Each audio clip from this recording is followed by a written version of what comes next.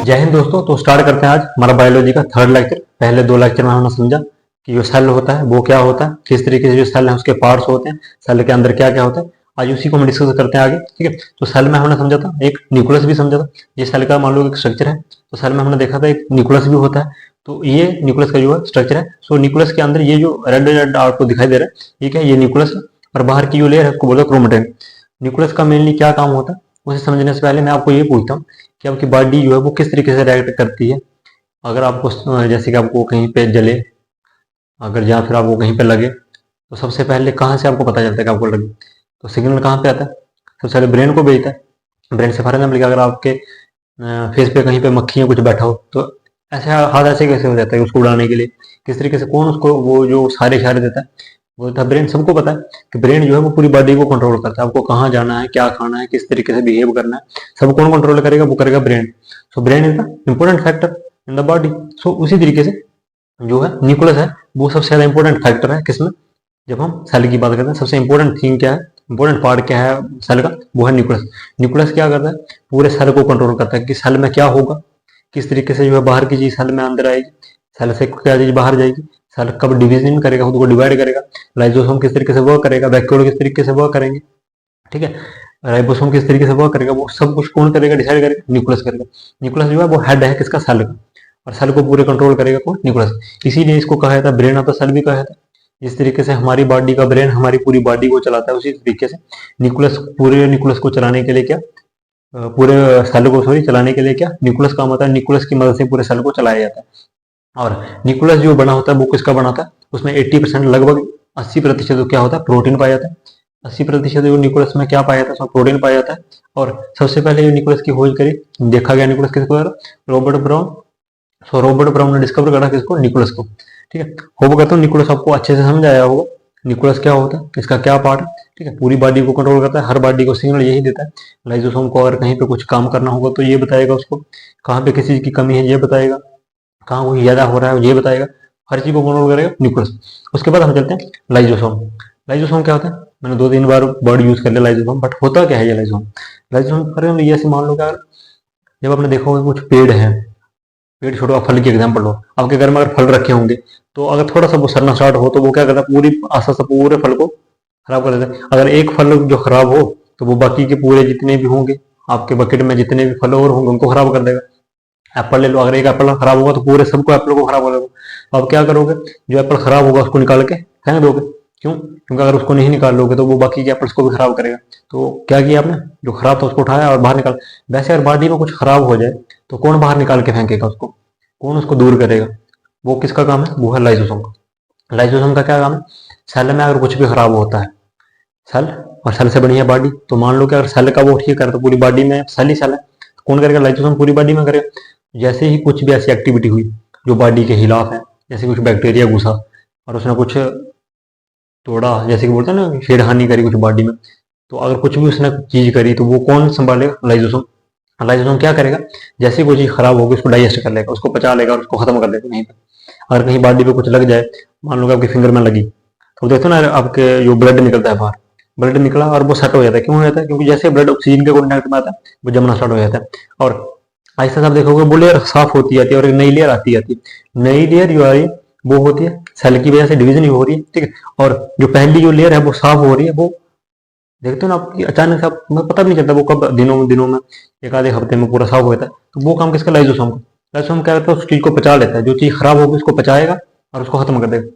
सो digestion करता है, इसीलिए इसको कहते हैं digestive system of the cell. Digestive system of the cell किसको कहता है, लाइसोसोम को। और इसमें डाइजेस्टिव एंजाइम होते हैं। डाइजेस्टिव एंजाइम क्या करते हैं, कोई जैसे कि हमारे बॉडी में एंजाइम होते हैं वो क्या खाना पचाते हैं, तो हम जो भी खाते हैं तो वो पेट में जाता है और पेट उसको पचाता है, किसके थ्रू, एंजाइम के थ्रू। एंजाइम होते हैं बॉडी में, आगे जाके पढ़ेंगे हम उनके बारे में कौन कौन से होते हैं, फिलहाल इसको देख लेते हैं। तो एंजाइम क्या करते हैं, वो जो चीज खराब होगी उसको खत्म कर देंगे, उसको साफ कर देंगे। इसीलिए लाइसोसोम को कहा जाता है digestive system of the cell. और इसको और भी कहा जाता है, वो देते हैं और क्या क्या कहा जाता है, जैसे कि ये क्या करता है, डिस्ट्रॉय करता है कंप्लीट सेल को, ठीक है। इसीलिए इसको कहा जाता है सुसाइडल बैग। मैंने जो कहा कि इसको और भी कहा था वो क्या कहा है, सुसाइडल बैग, यहाँ पर आटम बम। आटम बम में सुसाइडल बैग क्यों, क्योंकि इसके पास दिमाग नहीं है। मान लो कि अगर न्यूक्लियस जो है, न्यूक्लियस में कुछ प्रॉब्लम आ गई तो वो तो पूरे सेल को कंट्रोल कर रहा था, और न्यूक्लियस में ही अगर कुछ प्रॉब्लम आ गई तो न्यूक्लियस में फॉर एग्जाम्पल कि मैं अगर इस पेन से लिख रहा हूँ, इस पेन में प्रॉब्लम आ गई, आगे तो लिखा जाएगा नहीं, लिखा जाएगा, कुछ भी नहीं लिख सकूंगा। उस तरीके से न्यूक्लियस में प्रॉब्लम आ गई, जब मेरे ब्रेन में प्रॉब्लम आ गई तो मैं किस तरीके से लिखूंगा, मेरे को पता नहीं क्या हो रहा है। तो न्यूक्लियस में प्रॉब्लम आ गई तो लाइजोसोम काम नहीं करेगा। लाइजोसोम जब ये देखेगा कि यार कोई भी कुछ भी नहीं हो रहा है, तो ये क्या सीन हुआ, कोई भी नहीं देख रहा है यार, मुझे कोई मुझे बता ही नहीं रहा मुझे क्या करना है। और ये क्या है, ये बड़बोला है, बकलोल है थोड़ा। तो बकलोल है तो अगर इसको नहीं जो है इसको बताया जाएगा क्या करना है, तो ये क्या करेगा, ये खुद को ही ब्लास्ट कर लेगा। इसमें एक केमिकल होता है, तो जहाँ पे भी अगर अगर जहाँ पे मुझे लगी होगी, जहाँ जो चीज खराब हो रही होगी, तो ये वहां पे जाएगा, वो केमिकल उस पर स्प्रे करेगा और उस चीज को खत्म कर देगा। एंजाइम है इसमें, तो वो जैसे ही उस एंजाइम उस पर डालेगा वो चीज खत्म हो जाएगी। बट जब इसको कोई सिग्नल देने वाला ही नहीं, इसको कंट्रोल करने वाला ही नहीं, तो ये क्या करेगा, ये क्या करता है, ये देखता है कि शायद न्यूक्लियस ही खराब हो गया। अगर न्यूक्लियस खराब हो गया, इसलिए मेरे को वो सिग्नल नहीं दे रहा, और न्यूक्लियस मुझे सिग्नल नहीं दे रहा, इसका मतलब न्यूक्लियस खराब है, और न्यूक्लियस खराब है तो मतलब सेल ही खराब है, और सेल खराब है तो ये एक सेल बाकी के सेलों को भी खराब करेगा, तो मुझे खुद के सेल को मारना पड़ेगा। तो ये क्या करेगा, खुद को ही ब्लास्ट कर देगा। जैसे खुद को ब्लास्ट करेगा पूरा सेल डिस्ट्रॉय हो जाएगा, पूरा सेल ही खत्म। पूरा सेल खत्म क्यों, क्योंकि उसने खुद को ब्लास्ट कर दिया, जितना भी एंजाइम था वो पूरे सेल में फैल गया, और पूरे सेल में जैसे ही वो फैला पूरा सेल खत्म। तो इसलिए इसको कहा था सुसाइड लगा है। कई कई बार ये सुसाइड करता है, और मान लो कि अगर पूरी बॉडी के सेल ऐसा करने स्टार्ट कर दे तो इंसान की डेथ हो जाएगी। तो इसीलिए इसको कहा था सुसाइडल बैग भी कहा था। ठीक है, और क्या, ये डिस्ट्रॉय करता है वायरसेस, जो भी बैक्टीरिया और वायरस बाहर से इन्वेड करते हैं। इन्वेड क्या था, हम जब हिस्ट्री की बात करते हैं बोलते हैं ना कि बाहर से जो आए मुगल्स उन्होंने इन्वेड करा, ठीक है, अफगानियों ने इन्वेड करा। इन्वेड मतलब बाहर से जो चीज आती है, जो हमारे देश की नहीं है, वैसे हमारे जो शरीर की नहीं है, वो इन्वेड करती है। तो वायरस और बैक्टीरिया जैसे इन्वेड करेगा, ये इसको खत्म कर देगा। और सोचने की ये चीज एक और है कि हमारी बॉडी, ठीक है, उसको देखने से पहले एक और चीज देखते हैं कि इसकी जो डिस्कवरी है वो किसने करी, क्रिश्चियन रेनडी ड्यूवे। क्रिश्चियन रेनडी ड्यूवे, जिसकी कभी बार पेपर में पूछा भी जाता है, तो हम याद रखें क्रिश्चियन रेनडी ड्यूवे ने 1858 में लगभग इसकी जो खोज करी लाइजोसोम की। और एक और चीज हम देख लेते हैं इसमें कि जब हम लाइजोसोम की बात करते हैं तो बॉडी में एक ऐसा भी पार्ट होता है जहाँ पे लाइजोसोम नहीं पाया। और मान लो कि लाइजोसोम ही नहीं पाया जाएगा, तो वहां पे अगर कुछ खराब होगा तो कौन उसको डिस्ट्रॉय करेगा, खत्म कौन करेगा, तो फिर तो प्रॉब्लम होगी। क्योंकि मेरी बॉडी में अगर कहीं पे कुछ फॉर एग्जाम्पल कि मेरे स्किन में इधर कुछ पिंपल निकला, ठीक है, दाना निकलता है, और अगर उसको साफ नहीं करने वाला कोई होगा नहीं, तो वो क्या होगा, वो ऐसा पूरे फेस को खराब करना स्टार्ट कर देगा। वैसे ही बॉडी के एक पार्ट में क्या होता है, लाइजोसोम नहीं होता, और वो होता है आरबीसी, रेड ब्लड सेल्स जिनको हम कहते हैं। व्हाइट ब्लड सेल्स होते हैं, रेड ब्लड सेल्स होते हैं, प्लेट्स होते हैं। इन चीजों को हम डिटेल में समझेंगे। व्हाइट ब्लड सेल की क्या काम मतलब मिलेगा, देखा तो व्हाइट ब्लड सेल्स का काम है लड़ना इन्फेक्शन से, ठीक है। बट आरबीसी की बात करते हैं तो आरबीसी क्या करता है, ऑक्सीजन को कैरी करता है। हमने जब माइटोकॉन्ड्रिया वो पढ़े थे, हमने फिर देखा था कि आरबीसी क्या करता है, ऑक्सीजन को कैरी करता है, और उसका काम है ऑक्सीजन को पहुंचाना, ठीक है, एक पार्ट से सेकंड पार्ट तक, ठीक है, लेके जाना। सो कहाँ से, वो ब्लड के थ्रू आरबीसी जो है वो ऑक्सीजन को कैरी करता है, ट्रांसपोर्ट ऑफ द ऑक्सीजन को ट्रांसपोर्ट करता है। सो आरबीसी में क्या होता है, जब आरबीसी खराब हो, फॉर एग्जाम्पल वो ब्लड सेल खराब हो गया, क्योंकि आरबीसी एक सेल है, रेड ब्लड सेल, और सेल वो खराब हो गया तो उसको कौन डिस्ट्रॉय करे, क्योंकि लाइजोसोम तो है ही नहीं, तो लाइजोसोम है नहीं, तो अगर वो एक खराब हुआ सेल बाकी के सेलों को भी खराब करेगा। तो वो उसका काम कौन करता है, ब्लड को प्योरीफाई करने का कोई काम कौन करता है, ब्लड में कोई जम है उसको प्योरीफाई कौन करेगा, वो करता है स्प्लीन। स्प्लीन जो होती है, स्प्लीन जिसको हम कहते हैं, हमारे लेफ्ट साइड होती है, ठीक है, पेट के लेफ्ट साइड, रिब्स के अंदर, पेट से थोड़ा सा ऊपर उठा के अगर देखा जाए, तो ये क्या करती है, ये जितना भी आरबीसी अगर खराब होगा या फिर डिस्ट्रॉय जो सेल होगा उसको ले लेगा अंदर, और इसीलिए इसको कहा था graveyard of the RBC. Graveyard क्या होता है, आप सबको पता होगा, ग्रेवयार्ड जैसे कि दफनाया जाता है यहाँ पे, तो जहाँ पे आरबीसी सारे दफनाए जाते हैं, कहाँ पे, स्प्लीन में, इसलिए इसको कहा था ग्रेवयार्ड ऑफ द आरबीसी। और ये क्या करता है, डैमेज ब्लड सेल्स को स्टोर कर लेता खुद में, और उनको खत्म कर देता, कौन, स्प्लीन। उसके बाद हम देखते हैं लाइजोसोम हमने अच्छे से पढ़ लिया, न्यूक्लियस हमने अच्छे से पढ़ लिया, न्यूक्लियस और लाइजोसोम आपको समझ आ गया हो। अब हम चलते हैं वैक्यूल्स। वैक्यूल्स क्या होते हैं, जैसे कि हम वैक्यूल्स की बात करें तो वैक्यूल्स का मेनली काम क्या है, वाटर को स्टोर करना। जैसे हमने एक और चीज समझी, प्रोटोप्लाज्म, ठीक है, उसमें हमने देखा था कि वो 80% वाटर का बना होता है, लेकिन जो स्टोर करता है वो बना होता है 80%। वैक्यूल क्या करता है, ये पानी को स्टोर करता है। हमारी बॉडी में जितना भी पानी है वो स्टोर होता है कहाँ पे, थ्रू वैक्यूल्स के थ्रू। जैसे कि अगर बात करें तो हमारे ब्लैडर्स में, जैसे हम पानी पीते हैं और फिर टॉयलेट आता है तो ब्लैडर में पानी स्टोर होता है, लेकिन वो तो कौन सा, जो कि हम पानी जो पी रहे हैं वो बाकी वेस्टेज जो हो रहा है जो बाहर जाएगा, बट जो बॉडी रखेगी अपने पास वो कहाँ पे रखेगी, वैक्यूल में। तो वैक्यूल का काम है वाटर को स्टोर करना। जैसे कि आप देखते हो कि कभी गर्मी होती है तो गर्मियों के दिनों में क्या होता है कि स्वेटिंग होना स्टार्ट हो जाती है। स्वेटिंग क्यों होती है, क्योंकि जैसे बाहर का जो तापमान है वो अधिक हुआ, तो बाहर का अगर तापमान अधिक है तो बॉडी को ठंडक चाहिए, क्योंकि बॉडी नॉर्मल टेम्परेचर पे सर्वाइव कर सकती है, तो उसके लिए वो टेम्परेचर चाहिए। और वो नहीं होगा तो वो खुद को क्या उसको फील नहीं होगा सही से, और वो बीमार होने के चांसेस हैं। तो वो खुद को सही करने के लिए क्या करेगा, स्वेटिंग करना स्टार्ट कर देगा, पानी छोड़ना स्टार्ट कर देगा। जैसे वो पानी छोड़ेगा तो बॉडी थोड़ी रिलैक्स होगी, ठंडी होगी, और इसीलिए गर्मियों के दिनों में स्वेटिंग होना जो कि लाजमी होती है। वैसे ही क्या होता है, जब हमें बुखार होता है तो बुखार, कई बार लोग बोलते हैं कि बुखार नहीं होना चाहिए, बुखार अच्छी चीज़ है, बुखार कोई बीमारी नहीं। बुखार क्या होता है, फॉर एग्जाम्पल कि अगर कहीं पे कोई आतंकवादी अगर आपके देश में घुस जाए तो क्या होता है, सायरन सायरन सायरन सायरन सुनाई देते हैं। क्यों? क्योंकि कुछ ऐसी चीज हो रही है देश में जो पहले नहीं हुई, आतंकवादी आ गए। तो उसी तरीके बॉडी में कुछ ऐसी चीज आएगी, आ जाएगी जिसके बारे में आप नहीं जानते, तो बॉडी को अलर्ट कौन करेगा? बॉडी को अलर्ट किसके द्वारा किया जाएगा? फीवर के थ्रू। फीवर क्या फॉर एग्जाम्पल कुछ चीज आई हमारे पेट में, और पेट को लगा जा रही है तो यार ये वायरस है, पता नहीं क्या है, इसको हम पचा नहीं पा रहे हैं, कुछ ऐसा हो रहा है, और पचा नहीं पाओगे तो वो डायरेक्ट वोमिटिंग कर देगा। वोमिटिंग क्यों कर देगा? क्योंकि उसको पेट को पता नहीं ये चीज़ क्या है, तो नई चीज़ आएगी तो वोमिटिंग। और कभी कभार ऐसा होता है इंजेक्शन होते हैं, इंजेक्शन की वजह से वोमिटिंग। जैसे कि हम बात करते हैं, अगर जब जो महिलाएं प्रेग्नेंट होती हैं तो कहा जाता है उनको उसके बाद वोमिटिंग होती है प्रेग्नेंट होने में, क्योंकि बॉडी को पता ही नहीं कि जो बर्थ है, क्योंकि उससे पहले जो भी हो रहा था बॉडी में वैसा तो कुछ भी नहीं देखा गया, तो पहली बार कुछ ऐसा हुआ जो कि अलग चीज़ थी, जिसमें कि चाइल्ड की ग्रोथ होना स्टार्ट हुई, एम्ब्रियो बनना स्टार्ट हुआ। पहली बार बॉडी में क्या हुआ, नई चीज़ आई, तो बॉडी को नहीं पता, तो उसने वोमिटिंग करना स्टार्ट कर दी, फीवर आ गया। फीवर कुछ भी एक्स्ट्रा चीज़ होगी, तो फीवर दर्शाता है कि आपकी बॉडी में कोई नई चीज़ आई है। तो वो क्या करेगा, जैसे कि अगर पेट में कुछ आपने कुछ ऐसा खा लिया, कोई बैक्टीरिया आ गया, तो वो सिग्नल भेजेगा दिमाग को कि दिमाग देखो ये कुछ नई चीज़ आई है, तो ये पता नहीं क्या है, हमें पता ही नहीं चल रहा क्या है। दिमाग बोले यार मुझे भी नहीं पता क्या हो सकता है, चेक करो, नहीं पता, ठीक है नहीं पता, तो पूरी बॉडी को अलर्ट कर दो, पूरी बॉडी को अलर्ट कर दो, किस लिए? कि कोई नई चीज घुसी है पेट में, बॉडी में कोई नई चीज आई है और इसको हमें टैकल करना है, इसको टैकल करना है, तो इसलिए वो बुखार हो जाता है। उसी तरीके से जैसे बैक्यूल का काम है, और बैक्यूल का काम में जैसे पानी स्टोर करना है, तो स्वेटिंग होती है, जैसे बुखार के बाद भी स्वेटिंग होती है। क्यों होती है?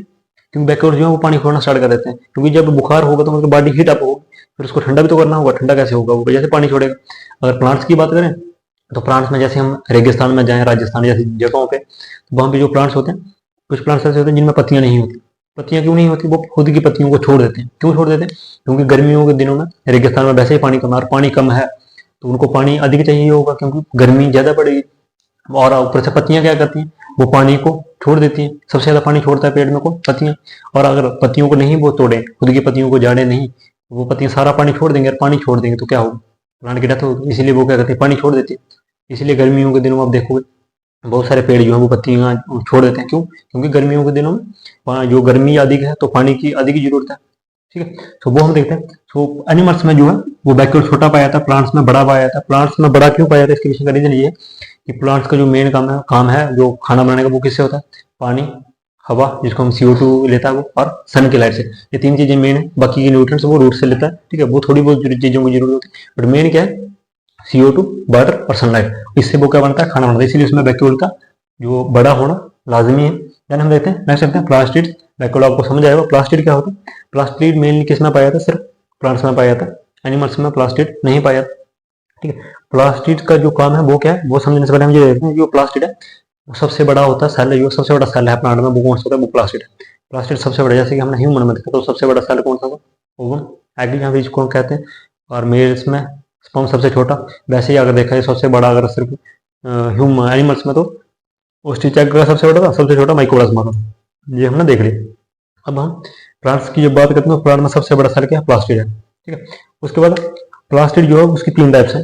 कौन कौन सी टाइप्स? क्लोरोप्लास्ट, ल्यूकोप्लास्ट और क्रोमोप्लास्ट। क्लोरोप्लास्ट का क्या काम है? क्लोरोप्लास्ट मेनली क्या करता है? क्लोरोप्लास्ट का जो काम है वो करता है, वो खाना बनाता है। क्योंकि प्लांट में भी कोई पार्ट ऐसा होगा जो खाना बनाएगा। मान लो कि ये प्लास्टिड है, तो प्लास्टिड में यहाँ पे ये क्लोरोप्लास्ट, ये ल्यूकोप्लास्ट, ये क्रोमोप्लास्ट, ये अपना अपना काम डिवाइड कर लेते हैं। सो क्लोरोप्लास्ट का क्या काम है? ये खाना बनाता है। खाना बनाने का काम किसका? क्लोरोप्लास्ट का। और किस में बनता है? लीव्स और स्टेम में। लीव्स में और स्टेम में 80% ऑफ द जो खाना है प्लांट का वो कहाँ पे बनता है? वो बनता है लीव्स में, और 20% कहाँ पे? स्टेम में। जैसे कि आप रेगिस्तान की मैं बात कर रहा था, तो वहां पे अगर लीव छोड़ दोगे तो खाना कौन बनाएगा? तब तक जीवित तो रहना है ना। गर्मियों के दिनों में पत्ते अपना जो पेड़ है वो अपनी पत्तियां छोड़ देते हैं, तो खाना कौन बनाएगा? स्टेम बनाएगी। तो स्टेम और लीफ जो है वो खाना बनाता है। उसके बाद आता है ल्यूकोप्लास्ट। ल्यूकोप्लास्ट का मेनली क्या काम है? वो स्टोर करता है किसको? फूड को स्टोर करना इसका काम है। खाना तो बना लिया, जैसे मैंने खाना तो खा लिया, और उसी टाइम पे अगर मैंने फ्लश कर दिया वो सारा, तो बॉडी से अगर वेस्ट मटेरियल बाहर निकाल दिया, जो खाया एनर्जी ली और छोड़ दिया उसी टाइम पे 1 ही मिनट में, तो वो एनर्जी कितने टाइम तक चलेगी? नहीं चलेगी। तो बॉडी क्या करती है? खाना खाती है, आहिस्ता आहिस्ता उसको धीरे धीरे पचाती है, जितनी जरूरत है उतनी देती जाती है और आहिस्ता आहिस्ता उसको खत्म करती है। और फिर आप क्या करते हो, वेस्ट मटेरियल को निकालते हो। वैसे ही प्लांट्स में जब बात करते हैं ग्लिकोप्लास्ट क्या करता है, वो स्टोर करता है, स्टमक है उसका, वो स्टोर करेगा उसको, किसको, खाने को स्टोर करेगा कि जब भी प्लांट को जरूरत हो तो वो आहिस्ता आहिस्ता आहिस्ता आहिस्ता उसको देता जाए। तो वो काम किसका, लिकोप्लास्ट का। और मेनली कहाँ पे ये स्टोर होता है, रूट्स में, तो प्लांट्स की रूट्स है वहां पे, और फ्रूट्स में। फ्रूट जो हम खाते हैं, तो हम जब फ्रूट आता है उससे ज्यादा एनर्जी मिलती है। क्यों, फ्रूट खाने से एनर्जी इसलिए मिलती है क्योंकि उसमें पहले से उसका किसका, प्लांट का जो है वो भोजन स्टोर था वहां। उसके बाद क्रोमोप्लास्ट। क्रोमोप्लास्ट में मेनली क्या होता है, कलर ही होता है। हम देखते हैं ना कि प्लांट्स में कलर होता है, फ्लावर्स का अलग अलग कलर के होते हैं, लोटस अलग कलर का है, रोज अलग कलर का है, टल्ली पे जो है अलग कलर का, सनफ्लावर अलग कलर का है। फिर जब हम फ्रूट्स की बात करते हैं तो हर फ्रूट अलग अलग कलर का होता है। तो वो कलर किसकी वजह से आता है, वो होता है क्रोमोप्लास्ट की वजह से। और हम समझते हैं कि कुछ जैसे कि हम क्वेश्चन पेपर में कई बार बहुत बार पूछे जाते हैं कि इससे जो फ्रूट का है जिसका कलर रेड क्यों हुआ है, इसका हरा क्यों है, इसका ये क्यों है, किसके वजह से, वो कौन सा वो है, तो वो हम समझते हैं। सो टमाटो और चिल्ली का जो कलर है, टमाटो का कलर आप देखो रेड होता है, रेडिश की तरह होता है, ठीक है। तो वो किसकी वजह से, लाइकोपिन। लाइकोपिन जो हार्मोन है उसकी वजह से टमाटो और चिल्लीज का जो है क्या होगा, कलर जो है वो इस तरीके से होता है। देन कैरेट का कलर, जैसे अब कैरेट का कलर आपने देखो गाजर का, तो वो किसकी वजह से, कैरोटीन की वजह से। हम वो नहीं बोलेंगे, वो बोला कि आपको तो पता होगा कि, बोला है ना कुछ आपने तो गाजर देखी नहीं होगी, तो उसमें नहीं जाएंगे। आजकल काफी वायरल है कि आपने तो देखा ही नहीं होगा, है ना कुछ, वो पता नहीं कुछ लड़की लेकर वो था, वो कुछ, हाँ पनीर का लेकर था कुछ। तो गाइस ये पनीर है, तो पनीर तो आपने देखा ही नहीं होगा। तो वैसे ही कैरेट, तो कैरेट का कलर तो आपको पता ही नहीं होगा, तो किसकी वजह से आता है, वो होता है कैरोटीन की वजह से। तो कैरोटीन की वजह से कैरेट का जो कलर है वो होता है। उसके बाद बीट रूट भी होता है, बीट रूट जिसको हम चुकंदर कहते हैं, तो चुकंदर का कलर जो बेटानाइन की वजह से रेडिश होता है, ठीक है। उसके बाद जो बहुत सारे फ्रूट्स होते हैं ना, तो उनका क्या होता है कि वो कलर आप देखो येलो हो जाता है, जब वो पकना स्टार्ट हो जाता है ना, तो उनका कलर येलो होना स्टार्ट हो जाता है, येलो पीला होना स्टार्ट हो जाता है। उसके पीछे का कलर रीजन क्या है, वो जेंथोफिल्स। जेंथोफिल्स की मदद से जो उसका फ्रूट्स का कलर है ना वो येलो होना स्टार्ट हो जाता है। और जब जैसे कि आप आम ले लो, तो आम जब पूरा पक जाता है तो उसका कलर क्या होता है, पीला हो जाता है। तो किसकी वजह से, जेंथोफिल्स की वजह से। उसके बाद पोटैटो जो होता है, पोटैटो का कलर जो है, जैसे कि पोटैटो भूरे भूरे कलर का होता है, तो उसका पोटैटो का कलर क्यों, एंथोसाइनिन्स। एंथोसाइनिन्स की मदद से जो है वो पोटैटो का कलर जैसा पोटैटो आप देखते हो उस टाइप का हो जाता है, ठीक है। तो कौन सा वो होता है उसके पीछे, एंथोसाइनाइन। काफी बार पेपर में पूछा गया, पोटैटो के बारे में पूछा गया, कैरेट के बारे में, टमाटो के बारे में, इन तीनों के बारे में काफी बार पूछा गया। फिर ये जो फ्रूट्स के बारे में हम पूरे नहीं पढ़ेंगे, ऐसे पढ़ने जाएंगे तो फिर तो बहुत सारे हो जाएंगे, फिर तो आप हर चीज का पूछोगे, ये भी बताओ, इतनी छोटी छोटी मटर के दाने का क्यों है, उसका क्यों होता है, इतना डिटेल में नहीं जाएंगे। जो भी पेपर में पूछेंगे, जितने पूछेंगे जो मेनली पूछे थे वो मैंने आपको बता दी। नेक्स्ट और चीज, एक और चीज समझना, पोटैटो में मेनली क्या होता है, जैसे हम पोटैटो की बात करते हैं ना, तो कई बार पोटैटो ऐसे होते हैं ना कि ब्लैक हो जाते हैं। ब्लैक होने के पीछे का क्या कारण है, उसके पीछे का सबसे ज्यादा बड़ा जो कारण है वो है कि पोटैटो में पाया जाता है स्टार्च। और स्टार्च जब भी साल्ट के कॉन्टेक्ट में आएगा, मान लो ये साल्ट है और ये स्टार्च है, साल्ट और जो स्टार्च है दोनों अगर एक दूसरे के आपस के कॉन्टेक्ट में आएंगे तो स्टार्च जो है वो खुद को खत्म करना स्टार्ट कर देता है उसका जो।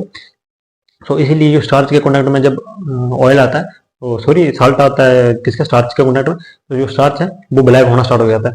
तो वही रीजन है कि पोटैटो कई बार क्या होते हैं, ब्लैक होना स्टार्ट हो जाते हैं।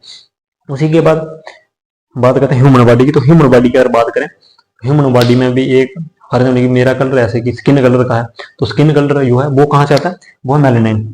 मेलेनिन जो हार्मोन है वो होता है ह्यूमन बॉडी को कलर देने के लिए। जैसे हमने बाकियों को समझा, हालांकि हमारा जो है वो प्लास्टिड नहीं होता, बट हमारी बॉडी में जो कलर है वो भी एक हार्मोन की वजह से होता है, इसको मेलानाइन।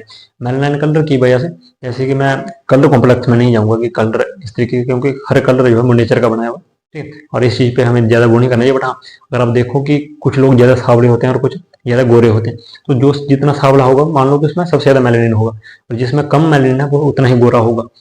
जैसे कि आप साउथ अफ्रीका देखो या फिर तमिलनाडु में जाओ, उसके पीछे का कलर का एक और कॉम्प्लेक्स भी है कि सन की जो लाइट आ रही है, सन की लाइट भी, जैसे हम ज्योग्राफी में पढ़ते हैं, मैप और ज्योग्राफी जब हम पढ़ेंगे तो मैं आपको बताऊंगा मैप में मेनली कि किस तरीके से जो है वो साउथ, जब तमिलनाडु या वो वाले एरिया, तो वहाँ पे सूरज की जो रोशनी है वो डबल पड़ती है।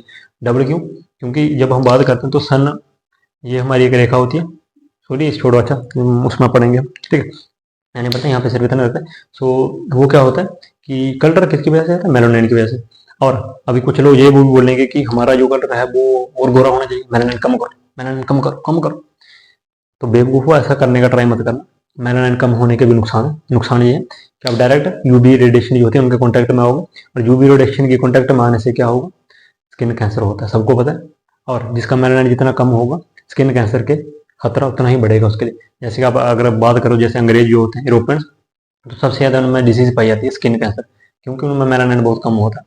और मेलानाइन जिनमें हम जैसे लोग हैं, उनमें मेलानाइन एक हद तक लिमिटेड होता है, जितना होना चाहिए उतना होता है। और जो साउथ अफ्रीका के होते हैं उनमें मेलानाइन जो है वो काफ़ी अधिक होता है। तो मेलानाइन का होना भी जरूरी है, बहुत ज़्यादा होना मैं नहीं बोलूँगा बहुत ज़्यादा होना, बट हाँ एक लिमिट तक। अब इंडिया की बात करें तो इंडिया में जितने भी लोग हैं वो एक नॉर्मल कलर के, थोड़ा बहुत जो सावला हो तो सावले कलर मुझे लगता है वो बेटर होते हैं और अच्छा लगता है उनको, क्योंकि वो स्किन को अच्छा दर्शाते हैं। और जितने गोरे लोग होते हैं तो उन पर विश्वास कम किया करो, क्योंकि ये होता है ना, क्या बोलते हैं इसको, मुझे वर्ड नहीं याद आ रहा, जो जितना चमकता है ना वो उतना होता नहीं है। चमकने वाली चीज़ हमेशा सोना हो ये जरूरी नहीं, इसलिए लोगों को परखने के लिए उनकी शक्लें मत देखो, उनके बिहेवियर को देखो, उनके नेचर को देखो। तो नेचर से प्यार करो ना कि शक्ल से। तो अब कहता हूँ आपको ये न्यूक्लियस लाइजोसोम, वैक्यूल, प्लास्टिड और इसकी टाइप्स जो है तीनों हमने पढ़ी, वो समझ आई होंगी, ठीक है। और वो कहता हूँ आपको ये लिखने और इनकी सब चीज़ों की जरूरत नहीं पड़ेगी। अगर लिखना भी चाहते हो, नोट्स बनाना चाहते हो तो एक बार बना सकते हो आप फिर से वीडियो देख के, ठीक है, वो आपकी चॉइस है, बट मुझे नहीं लगता आपको उसकी ज़रूरत होगी। तो आज के लिए इतना रखते हैं, ठीक है। मिलते हैं कल नेक्स्ट लेक्चर के साथ, जिसमें कि हम टाइप्स ऑफ सेल पढ़ेंगे, ठीक है। तो आज के लिए इतना रखते हैं। जय हिंद, जय भारत।